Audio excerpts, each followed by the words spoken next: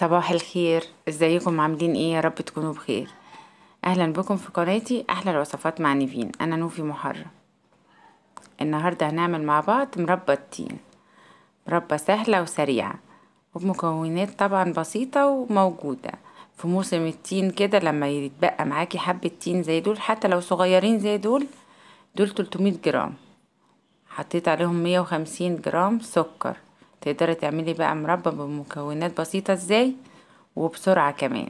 يعني الفيديو كله ما خدش 3 دقايق، وفي الحقيقة برضو في التحضير ما خدش حاجة.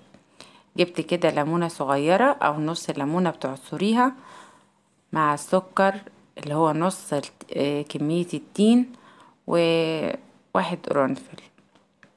انا حطيتها على النار على طول. ممكن انتي بتسيبيها ساعتين 3، لما المية بتنزل الصوص بينزل من التين، وبعدين بتحطيها على البوتاجاز على نار هادية او متوسطة بسيطة كده، لغاية ما بتحسي ان التين استوى وتقل معاكي كده وبقى شفاف شوية كده. بقى خلاص بنروح بقى نضربه بالهاند بلندر او في الخلاط. انا هنا ما عملتش كويس بالهاند بلندر، كان تقيل شوية فضربته في الخلاط بس. وده شكله كده. خلصت كده الوصفة معانا. شوفوا القوام تقيل ازاي يا جماعة. ممكن تضيفي نص كوباية مية او كوباية مية اثناء غليان التين لو احتاجتي. كوباية مية كده وهو بيغلي على النار كده. خلصت الوصفة وضربناها في الهاند بلندر او الخلاط وبقت جاهزة معانا.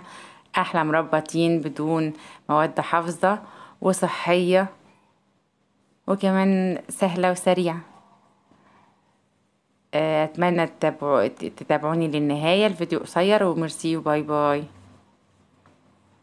يا رب الوصفة تعجبكم وتجربوها ان شاء الله. سعيدة بوجودي معاكم، واتمنى ان انا اكون ضيفة خفيفة عليكم. باي باي.